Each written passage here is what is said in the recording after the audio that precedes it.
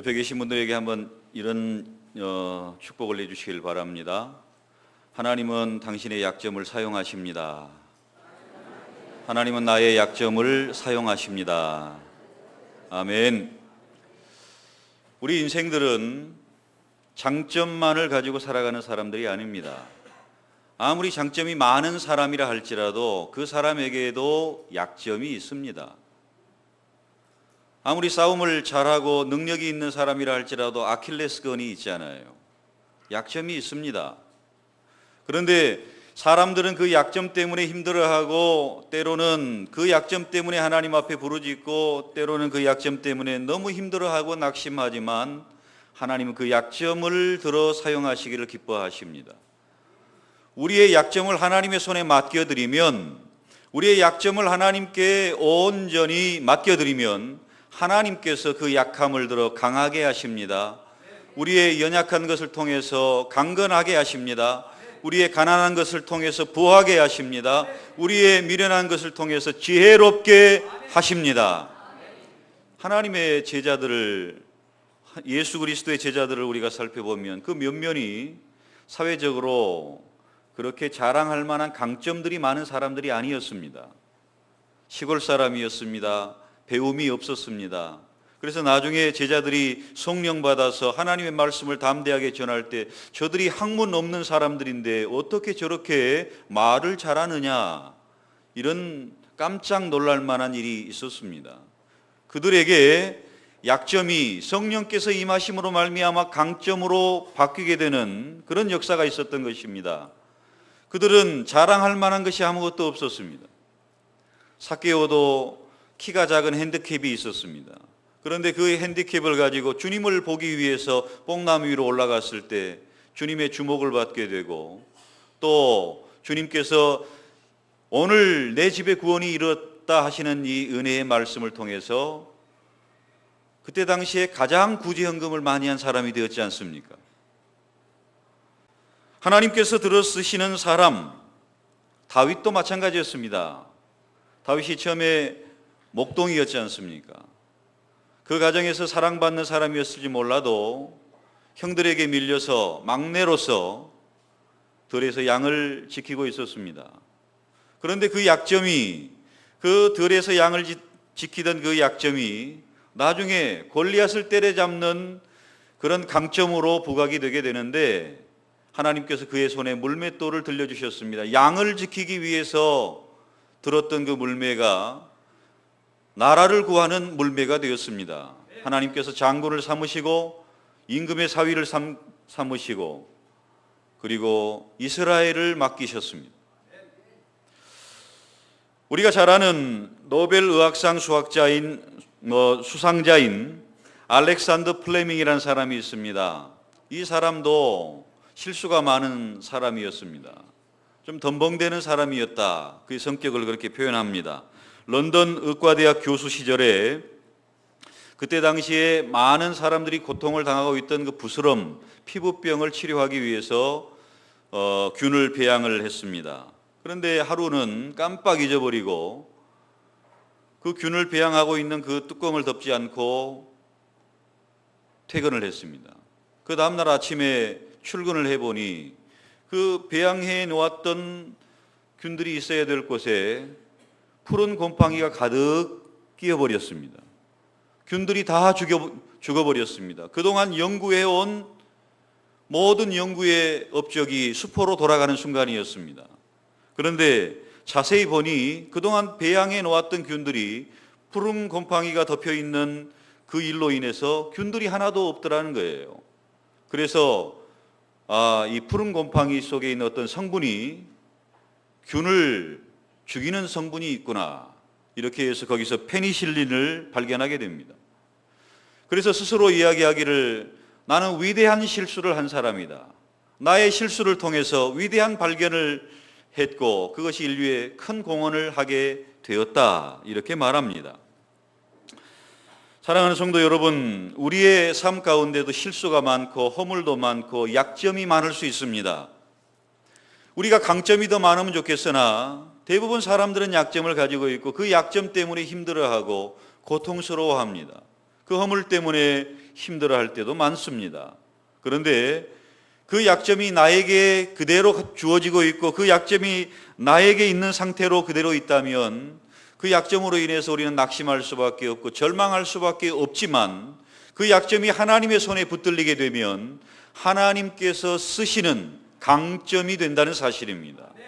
우리의 약점이 있습니까? 우리의 연약함이 있습니까? 그걸 하나님의 손에 내어드리시기를 축원합니다. 하나님, 나는 이런 약점이 있습니다. 하나님, 나는 이런 부족함이 있습니다. 나의 이런 약점을 맡아주옵소서. 하나님 앞에 내어드리는 저와 여러분 되시기를 바랍니다. 하나님께서 그 약점을 사용하셔서 하나님의 일을 위해 우리들을 사용해 가실 줄로 믿습니다. 이스라엘 백성들, 사사시대의 이스라엘 백성들의 그 삶을 우리가 알고 있지 않습니까? 하나님께서 놀라운 은혜를 여호수아를 통해서, 모세를 통해서 이스라엘의 구원을 허락하셨습니다. 그 많은 과정들은 우리가 자세히 설명을 했기 때문에 따로 말씀드릴 필요는 없지만 하나님께서 모세의 후계자로 여호수아를 세운 이후에 모든 전투에서 하나님께서 승리하게 하십니다. 가장 결정적인 전투가 여리고성 전투였습니다. 여리고성이 가나안의 초입에 있으면서도 중부지방에 있으면서도 가장 핵심적인 그런 지역이었습니다. 이 여리고를 점령함으로 가나안의 여러 지역을 수월하게 점령해 나가는데 큰 도움을 받았던 것입니다. 여호수아가 여리고를 점령한 이후에 땅을 분배하고 각 지파대로 그 땅을 분배해서 점령하도록 하셨습니다. 그런데 연합에서 점령한 유다 지파도 있었고 갈렙, 이 산지를 내게 주소서 하고 적극적으로 점령한 사람도 있었는가 하면 또 요셉의 지파처럼 이렇게 적극적으로 그 일을 감당한 사람들이 있었는가 하면 조금 하다가 그냥 말아버린 사람들이 있었습니다. 그래서 그들과 타협하게 되었고 더 이상 그들을 가나안 땅에서 쫓아내지 않게 되었고 그들과 더불어 사는 일이 있게 되었습니다. 처음에 이스라엘이 힘이 강했을 때는 그들을 종으로 부렸습니다. 농사의 기술을 배웠습니다.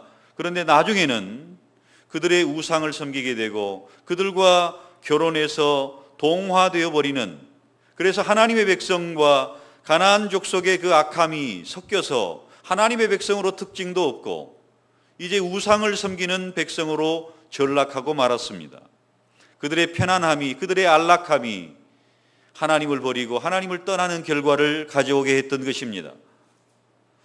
하나님께서는 그들을 가만히 내버려 두지 아니하시고 하나님의 말씀을 순종하지 아니하고 하나님을 버린 그들에게 메소포타미아의 구산 리사다임을 보내셨습니다. 배나 악한 자라 말씀드렸죠.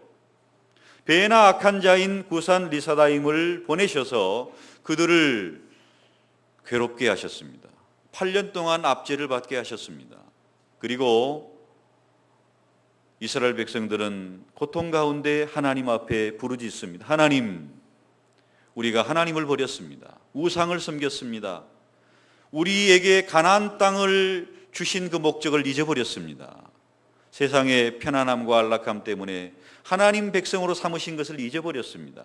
하고 하나님 앞에 돌아옵니다. 하나님 앞에 돌아온 그들을 하나님은 외면하지 아니하시고 갈렙의 아우 온니엘을 세우셔서 이스라엘을 구원하셨습니다. 그리고 그들에게 40년의 평안함을 주셨습니다. 오늘 본문의 시작은 11절 말씀에 보면 그 땅이 평온한 지 40년에 그나스의 아들 온니엘이 죽었더라. 온니엘의 구원을 통해서 40년 동안 이스라엘이 평안했는데 온니엘이 죽고 난 이후에 12절 말씀 우리 읽습니다. 이스라엘 자손이 또 여호와의 목전에 악을 행하니라. 이스라엘 자손이 여호와의 목전에 악을 행함으로 여호와께서 모압 왕 에글론을 강성하게 하사 그들을 대적하게 하시매. 이스라엘 백성들이 또 악을 행했다. 악을 행했다는 이야기는 우상을 숭배했다, 하나님을 떠났다 하는 말씀으로 생각할 수 있습니다. 이스라엘 백성들이 또 하나님을 버리고 세상으로 돌아갔다는 거예요. 또 하나님께서 구원하시고 평안을 주신 그 일이 있었는데 그 구원자가 죽고 난 이후에 이스라엘 백성들은 또 여호와의 목전에 악을 행하게 되었던 것입니다. 하나님께서는 그들을 내버려 두시지 아니하시고 모압 왕 에글론을 강성하게 하셨습니다. 그 주변에 있는 모압을 힘을 강하게 하사 이스라엘을 쳐들어오게 하셨던 것입니다. 하나님께서는 그들이 내부에서 문제가 없게 될 때 하나님께서는 외부를 강하게 하셔서 그들을 징계하십니다. 그리고 그들이 하나님 앞에 부르짖기를 원하셨습니다. 13절 말씀에 보면 에글론이 암몬과 아말렉 자손을 모아가지고 와서 이스라엘을 쳐서 종려나무 성읍을 점령한지라. 이 종려나무 성읍은요, 여리고를 이야기합니다.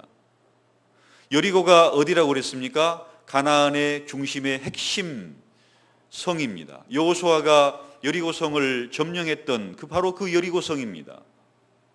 가나안을 점령하기 위해서 여리고를 점령하고 여리고를 점령함으로 가나안의 모든 세력들을 약화시켰던 바로 그 여리고입니다. 그 핵심 지역에 에글론이 쳐들어왔습니다. 그리고 그 여리고를 장악하게 되었던 것입니다.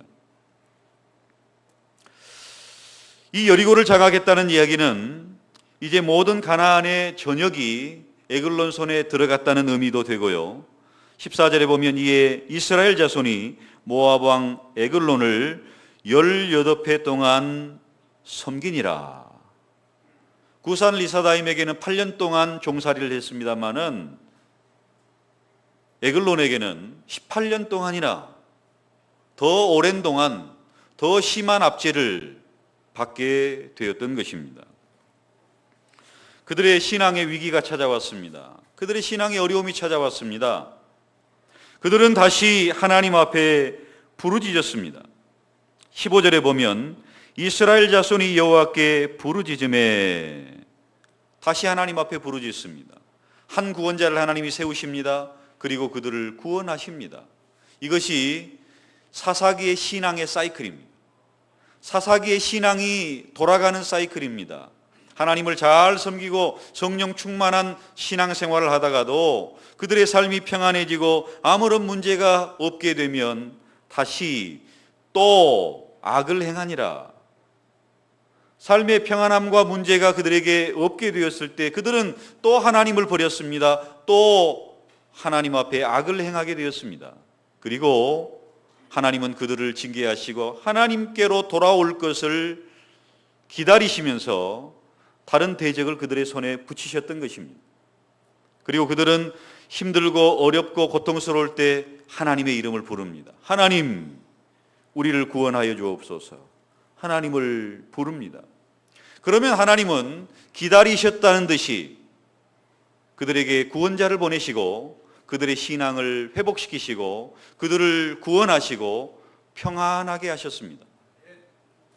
30절 결론적인 그 말씀을 보면 그날에 모압이 이스라엘 수하에 굴복함에 그 땅이 80년 동안 평온하였더라. 이스라엘에게 80년의 평안을 주셨습니다. 온니엘이 구원한 이후에는 40년의 평안을 주셨는데 에훗이 그들을 평안하게 했을 때는 80년의 평안을 그들에게 주셨습니다. 우리 개인의 신앙도 마찬가지입니다. 이 이스라엘 나라, 이스라엘 공동체의 그 운명이 하나님을 섬기다가 타락하고 하나님의 징계를 가지고 다시 돌아오는 평안함이 그들에게 있었듯이 개인의 신앙도 이런 주기가 있습니다. 그런데 이런 신앙의 중의를 우리가 당연시해서는 안 된다는 사실입니다. 성령 충만할 때가 있고 침체될 때가 있다. 이렇게 당연하게 받아들여서는 안 된다는 것입니다. 때로는 우리의 신앙이 침체될 때가 있어요. 때로는 우리의 신앙이 원인 모를 이유로 말미암아 나약해질 때가 있어요. 괜히 기도가 잘 안 되고 하나님 앞에 믿음이 약해지고 전도하기도 싫고 하나님과 연관된 그런 일을 하기 싫은 그런 때가 있긴 있습니다. 그런데 이것을 당연하게 받아들여서는 안 된다는 거예요. 운동선수들에게는 슬럼프가 있다고 그러잖아요. 우리가 잘 아는 추신수 선수 같은 경우는 5월이 싫다 그렇게 이야기하지 않습니까? 5월만 되면 그분이 찾아온대요. 슬럼프라는 분이. 그래서 5월만 되면 타율도 안 나오고 출루율도 안 나오고 안 나온다는 겁니다. 이유를 모른다는 거예요. 그러나 우리 신앙생활에 있어서 5월만 되면 신앙이 약해지고 6월만 되면 신앙이 약해지고 이것을 당연하게 받아들여서는 안 된다는 겁니다. 신앙의 사이클이 있다고 하더라. 그러니까 나는 충만할 때도 있고 좀 침체될 때도 있는 것을 당연하게 여겨서는 안 된다는 것입니다. 어떤 계기가 있을 수 있어요. 뭐 군대에 가거나 뭐 새로운 직장에 취직하거나 새로운 학교에 가거나 또 부모를 떠나서 독립을 하거나 뭐 여러 가지 새로운 동기와 이유가 있을 수 있습니다만은 신앙생활에 침체를 가져오는 어떤 절대적인 이유가 되어서는 안 된다는 것입니다. 그걸 당연하게 받아들여서는 안 돼요. 일반적으로 나라의 그 신앙은 100년 주기로 돌아간다 하는 이야기도 있습니다. 성령 충만한 그런 상황에서 한 100년 동안 평안하고 부흥하고 잘 되다가 신앙에 이렇게 하락의 추세를 경험하게 된다. 이렇게 이야기하지 않습니까? 그리고 지금 월드컵 기간입니다마는 월드컵 우승국이 꼭 그 다음 월드컵에도 잘한다는 그 보장이 없다는 거예요. 이번에도 이변이 일어났지 않습니까? 그들은 쇠퇴하고 있었고 또 다른 쪽에서는 이렇게 상승하고 있어서 이변이 일어난다 하는 것입니다. 우리의 신앙생활과 우리의 대한민국의 경이적인 신앙의 부흥과 경제적인 발전 이것이 그대로 계속해서 쭉 가는 것이 아니라 우리가 자칫 잘못하면 다시 침체로 빠져들 수 있다는 거예요. 신앙도 침체로 빠져들고 경제적인 발전도 침체로 빠져들 수 있다는 것입니다. 그런데 우리는 이런 부분들이 일반적으로 100년 주기로 돌아간다더라. 그건 이제 학자들의 통계입니다만은 이런 부분들을 당연하게 받아들여서는 안 된다는 거죠. 왜냐하면 하나님의 힘이 약해졌습니까? 하나님의 손이 짧아졌습니까? 하나님께서 우리에게 하실 수 있는 능력이 제한적입니까? 그런 거 아니에요. 문제는 뭡니까? 우리의 평안함과 우리의 배부름과 우리의 이 세상을 쫓아가는 그런 모습을 통해서 우리가 하나님 앞에 또 악을 행하기 때문에 그런단 말입니다. 사랑하는 성도 여러분, 우리의 신앙에 있어서는 침체되지 아니하고 젊어서 가진 그 신앙, 한번 우리가 하나님 앞에 받은 그 은혜, 이것을 평생 하나님과 동행하며 주님 나라 갈 때까지, 주님 다시 오실 때까지 신앙의 충만함과 또 하나님께서 우리를 통해서 역사하시는 그 능력을 힘입어서 우리의 평생 하나님 앞에 침체되지 않는 그런 신앙을 소유하시기를 주의 이름으로 축원합니다. 이스라엘 백성들은 어찌됐든 이런 신앙의 침체 속에 빠져들었고 또 악을 행하게 되었고 여호와의 목전에 악을 행하게 되었고 하나님께서는 에글론을 강성하게 하셔서 그들을 징계하십니다. 그들이 괴로움 가운데 이스라엘 하나님 여호와께 부르짖었을 때 하나님께서는 한 구원자를 세우셨는데 그 구원자가 누구냐면 에훗입니다. 한번 그 구절을 읽어보겠습니다. 15절 시작. 이스라엘 자손이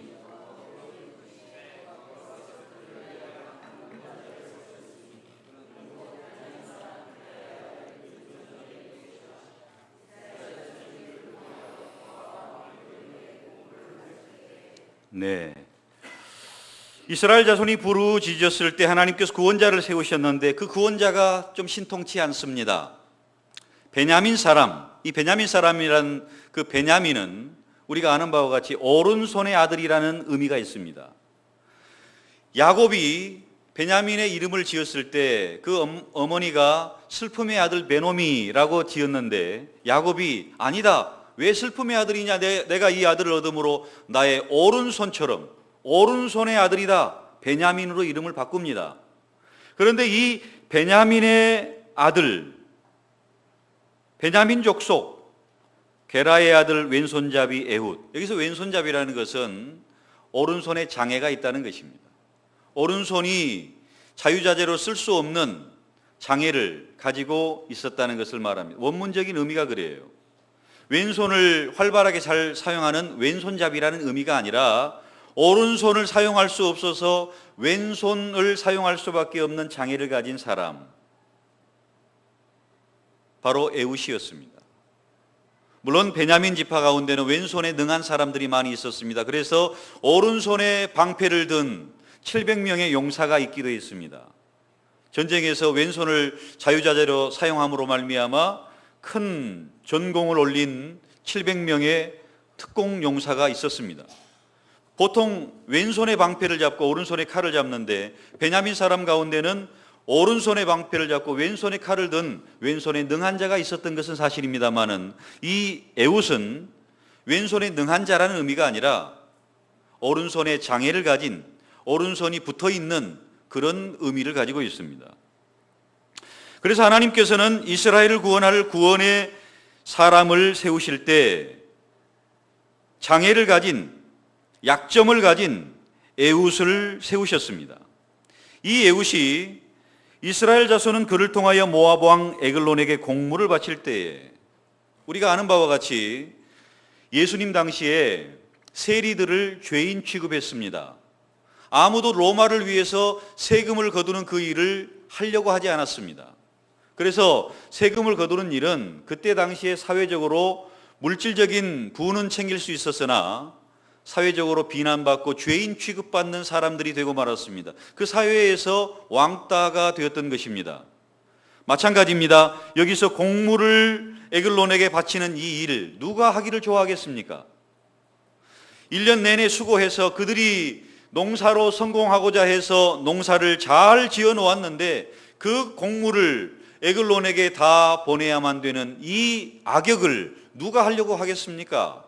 그래서 아무도 하지 않으려고 하는 이 일, 공물 바치는 이 일을 장애를 가진 에웃에게 맡겼던 것입니다.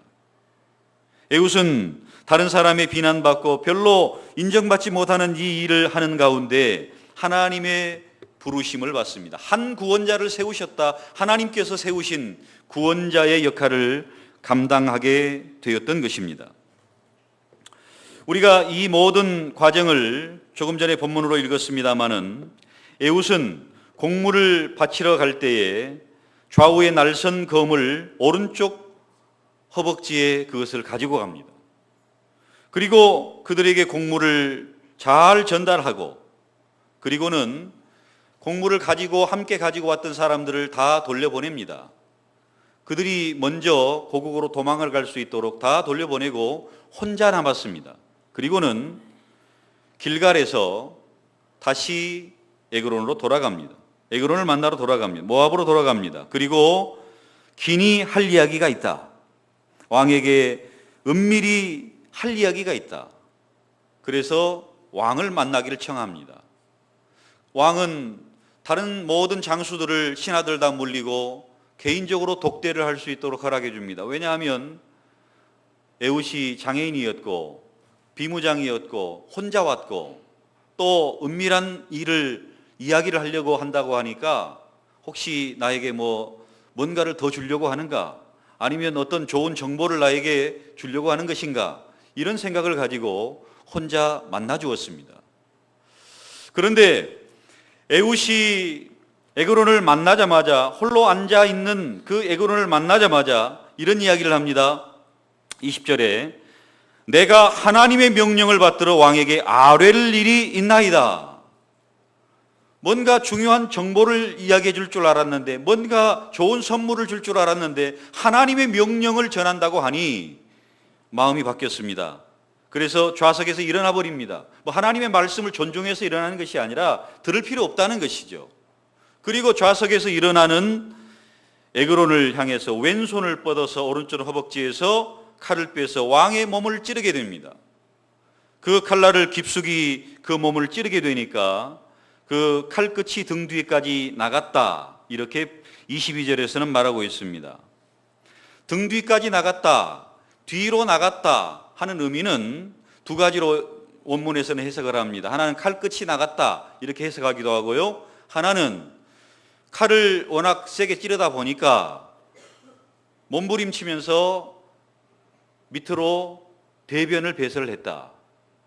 그렇게 이제 보기도 합니다. 나중에 이제 우리가 에그론의 신하들이 그곳에 가보니 임금이 문을 열어주지 않고 있는 것을 볼 때에 임금이 발을 가리우는가 보다. 발을 가리운다는 얘기는 대변을 본다는 얘기입니다. 왜 대변을 본다고 생각했을까요? 죽으면서 대변을 많이 쏟아내서 냄새가 났던 것입니다.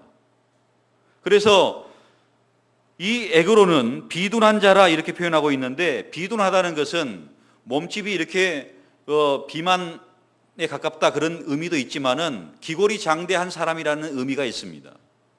그 강한 사람이 그때 당시에 이스라엘 나라에서도 인정받지 못하는 에웃이라는 장애인을 통해서 죽게 되었는데, 그 죽음도 대변을 흘리면서 그 대변에 뒹굴면서 죽었다는 거예요. 이런 이야기를 자세히 하는 이유는 사람들이 어떻게 그 장애인을 통해서 하나님께서 이런 구원을 이루셨겠느냐, 이런 이야기를 하나님께서는 자세히 기록하심을 통해서 하나님께서 약점을 가진 자, 하나님께서 핸디캡을 가진 사람을 통해서도 이스라엘의 구원자로 삼으신다는 것을 말씀하시는 거예요. 사랑하는 성도 여러분, 여러분의 약점은 무엇입니까? 우리가 가진 핸디캡은 무엇입니까? 그 핸디캡도 하나님께서 붙드시면 강점으로 역사하실 수 있다는 것입니다. 모든 정황이 하나님의 구원에 딱딱 맞아 떨어지지 않습니까? 그 약점 때문에 에그론 모압 족속들이 의심을 하지 않습니다. 그 약점 때문에 에그론이 쉽게 만나줍니다. 독대를 해줍니다. 그 약점 때문에, 그 냄새 때문에 이 모든 과정들이 하나님께서 이스라엘을 구원하기 위한 가장 적절한 방편으로 사용하시더라는 것입니다. 사랑하는 성도 여러분, 우리의 약점 때문에 힘들어 하십니까? 그 약점 때문에 때로는 절망하고 좌절합니까? 그러나 그 약점을 하나님의 손에 맡겨드리시기를 바랍니다. 내가 잘 알고 있고 나만이 알고 있고 다른 사람도 다 알 수 있는 그런 약점들이 있습니까? 하나님을 의지하시기를 바랍니다. 하나님의 손에 붙들리는 그 약점이 되시기를 바랍니다. 약한 자를 강하게 하십니다. 없는 것을 있는 것 같이 하십니다.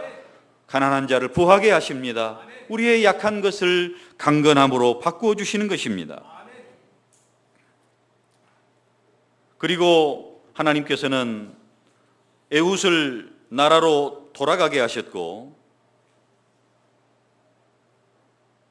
에웃을 통해서 에브라임 산지에서 나팔을 불고 이스라엘 백성들을 모으고, 지금 모압이 여리고성을 점령해서 거기를 근거지로 해서 이스라엘 전역을 힘들게 하고 있다라고 이야기를 했지 않습니까?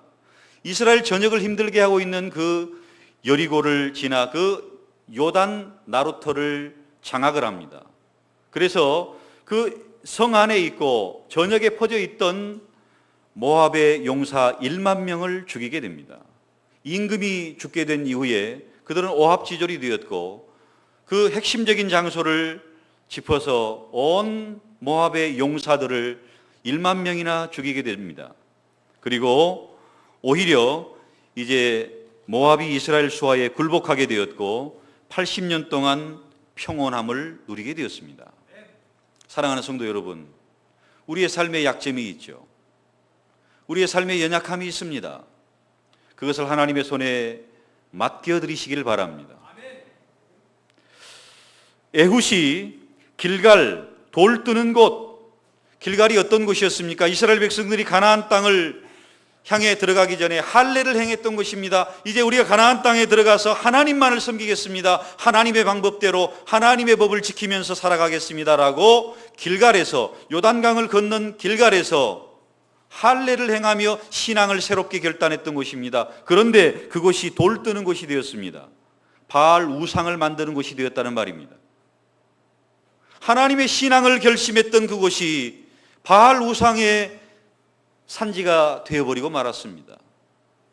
이런 비통함 가운데 다시 에웃은 에그론을 찾아갔고, 에그론을 하나님의 명령을 따라 처단하고, 그리고 이스라엘을 해방시킵니다. 이스라엘을 어려움 가운데 해방시킵니다. 사랑하는 성도 여러분, 우리의 연약함, 우리의 신앙의 침체, 우리의 부족함을 그대로 내버려 두지 마시고 하나님의 손에 맡겨드리시길 바랍니다. 하나님, 내 모습 이대로 주 앞에 왔습니다. 나를 사용하여 주옵소서. 나의 연약함을 하나님 앞에 맡겨드립니다. 나를 사용하여 주시옵소서. 이렇게 하나님 앞에 맡겨드릴 때 하나님의 위대한 손이 우리의 연약함을 위대하게 하실 줄로 믿습니다. 우리의 실수가 위대한 실수가 될 줄로 믿습니다. 우리의 연약함이 하나님의 위대한 강함이 될 줄로 믿습니다. 이러한 부분을 우리가 온전히 신뢰하고 하나님을 바라보면서 내가 오늘 하나님 말씀에 순종해야 될 것이 무엇인가, 하나님의 말씀 앞에 엎드려야 될 것이 무엇인가, 하나님의 손에 맡겨드려야 될 것이 무엇인가를 깊이 있게 우리 자신을 돌아보면서 우리를 하나님 앞에 온전히 맡겨드리고 승리하는 한 주간 되시기를 주의 이름으로 축원합니다. 하나님 아버지, 주님의 은혜를 사모합니다.